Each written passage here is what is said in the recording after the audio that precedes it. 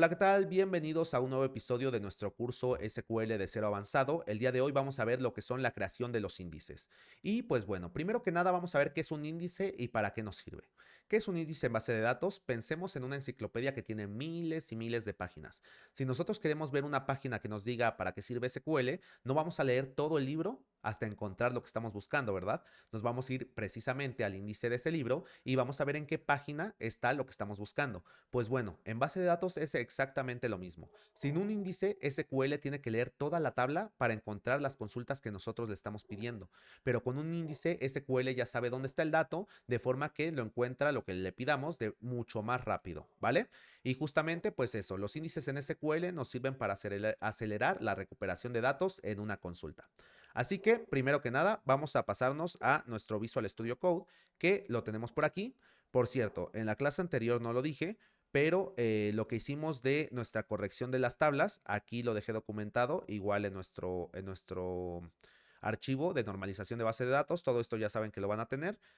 Y bueno, ahora sí, vámonos a nuestro siguiente curso, vamos a ponerle 08, creación de índices.sql, y ahora sí, primero que nada vamos a poner todo lo que estábamos diciendo, ¿no?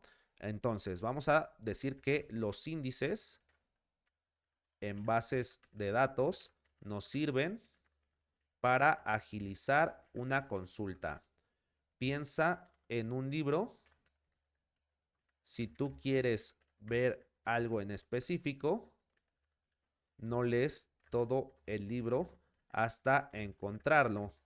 Te vas al índice y ahí te das una idea de dónde está lo que estás buscando, ¿vale? Y lo mismo que dijimos, sin índices, SQL tiene que buscar en toda la tabla para traernos el resultado de lo que estamos buscando. Pero con índices, SQL ya sabe dónde buscar, de forma que nuestra consulta es mucho más ágil. ¿Ok? Estos son los índices y para esto nos sirven. Ahora, ¿qué es lo siguiente que vamos a ver? Hay dos tipos de índices que los vamos a ver aquí. Uno de ellos son los índices clustered y otro de ellos son los índices non-clustered. Y vamos a ver qué son cada uno y cuáles son sus diferencias, ¿ok? Entonces vamos a empezar con los índices clustered. Los índices clustered, una de sus funciones es que define el orden físico de los datos de una tabla, ¿ok? Es como ordenar un archivero por número de empleados. Si nosotros tenemos nuestro archivero y tenemos todo nuestro expediente, nuestro historial de empleados y lo tenemos ordenado por número de empleado, pues así lo vamos a encontrar en ese orden físico en ese archivero, ¿ok? Es lo mismo en los índices clustered. El orden físico de la tabla normalmente se da por el primary key, que es la clave primaria. Por ejemplo, en nuestra tabla alumnos, normalmente nuestro índice clustered es nuestro ID alumno y está ordenado de esa manera, por nuestro ID alumno, ¿ok? Y solo puede haber un índice clustered por tabla, ¿vale? Así que estas son nuestras principales funciones de nuestro índice clustered. Lo vamos a poner justamente por aquí. Y dijimos que define el orden físico de los datos en una tabla. Dijimos que también solo puede haber uno por tabla. También dijimos que piensa en la primary key. Normalmente es el clustered por defecto. Y también dijimos que es como ordenar un archivero, un archivero por número de empleado. Los documentos están ordenados en el cajón físicamente en este orden, ¿vale? Estas son las características de un índice clustered. Ahora vamos a poner un ejemplo en código muy sencillito. ¿Cuál sería? Por ejemplo, el de nuestra tabla alumno. Le damos create clustered index ix. Aquí le vamos a poner alumnos, ID alumno. Y le vamos a hacer que sea para cuál, para nuestra tabla de alumnos. ¿Y a qué campo por qué campo va a estar ordenado? Por nuestro ID alumno, ¿vale? Y ahora sí, vámonos a nuestro índice non-clustered, ¿ok? Así que nuestro índice non-clustered tiene las siguientes características. Primero que nada, no cambia el orden físico de los datos, a diferencia de los clustered, sino que crea una estructura separada como un índice de un libro que apunta al registro real. Otra de las características es que puedes tener varios non-clustered por tabla y que son ideales para consultas frecuentes con filtros o para ordenamientos. ¿Ok? Entonces, vamos a volvernos para acá y vamos a ponerle todo lo que estábamos diciendo. ¿Ok? Primero que nada, dijimos que no cambia el orden físico de los datos. También dijimos que crea una estructura separada como un índice de libro que apunta al registro real. ¿Ok? También dijimos que puedes tener varios non-clustered por tabla, a diferencia de los clustered, que solo puedes tener uno por tabla, y que es ideal para consultas frecuentes con filtros u ordenamientos, ¿vale? Perfecto. Ya tenemos aquí nuestra documentación de qué son los índices, para qué nos sirven, qué son los índices clustered y qué son los índices non-clustered.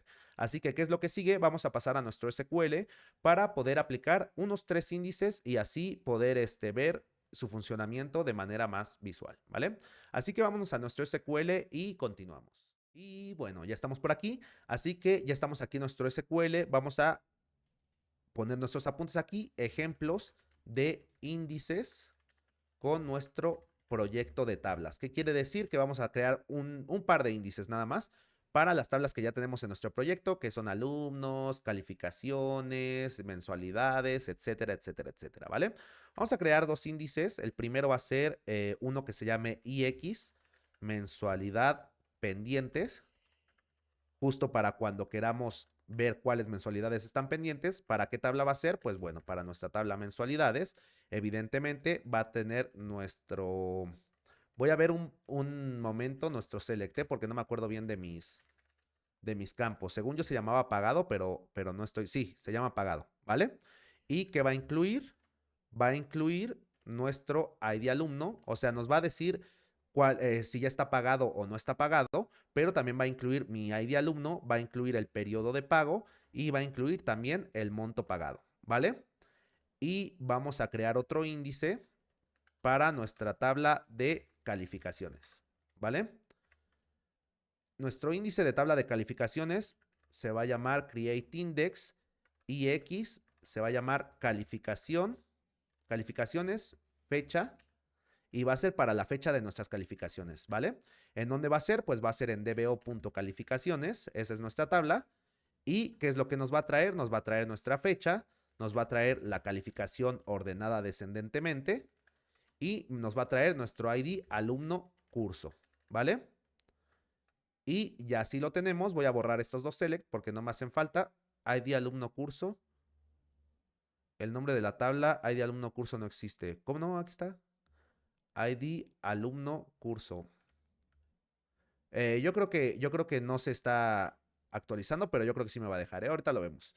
Así que voy a borrar estos dos y vamos a crear nuestros índices. Pero primero que nada, antes de crearlos, se preguntarán por qué aquí, a diferencia de nuestras notas en Visual Studio, no dice si es clustered o non-clustered. Pues bueno, es porque si no le definimos nada, por defecto, nuestros índices van a ser non-clustered. ¿Y qué pasa con nuestros índices clustered? Pues como dije, normalmente cuando nosotros creamos una tabla y le ponemos un primary key, su primary key se crea como índice clustered. De hecho, si nosotros desplegamos esta tabla alumnos y nos vamos aquí a índices, vamos a ver que ya tiene un índice. Si le ponemos el mouse dice índice cluster y es nuestra llave primaria de alumnos. Mismo caso con calificaciones. Si nos vamos a índices, vemos que ya tiene uno y que es un clúster y va por su llave primaria calificación. Así que si no le defino nada, no pasa nada, va a ser por defecto non-clustered. Entonces vámonos primero a nuestra tabla mensualidades, que está por aquí. Y en índices, como podemos ver, ya tiene dos. Uno es el único que pusimos un constraint, también se nos pone ahí en nuestra tabla de índices y tiene nuestro primary key de cluster, ¿vale? Pero si yo le creo este índice, ahí vemos que se está ejecutando. Una vez ya se ejecutó, vamos a actualizar nuestra base de datos y vamos a desplegar nuevamente nuestra tabla de calificaciones. Aquí si me voy nuevamente a índices, no, perdón, era nuestra tabla de mensualidades. Si me voy nuevamente aquí a índices, vemos que ya tiene nuestro índice que acabamos de crear, que es non-clustered o no agrupado, ¿vale? Y se llama IX mensualidades pendientes, que es el que tenemos justo aquí. Ahora vamos a ir a nuestra tabla de calificaciones, ahora sí. Como podemos ver, solo tenemos un solo índice, que es nuestra llave primaria de ID calificación, pero si yo le creo este índice, ya se creó, le voy a dar a actualizar y voy a desplegar mi tabla de calificaciones. Si me voy nuevamente a índices, vemos que ya está mi ID, mi IX calificación fecha, que es lo que nos tiene nuestra fecha, nuestra calificación ordenada descendentemente y nuestro ID alumno curso. Así que de esta forma podemos crear los índices que nosotros queramos y pues bueno, así ya vimos qué es lo que, para qué nos sirven los índices, la importancia de crear índices, esto lo vamos a ver en casi a nivel experto, que es optimización de consultas en bases de datos, pero esto es lo principal para nosotros poder optimizar nuestras consultas. Así que nos vemos en el siguiente episodio, espero que les haya gustado, no olviden dejar su like, suscríbanse, activen la campanita y comenten qué les pareció el video. Adiós.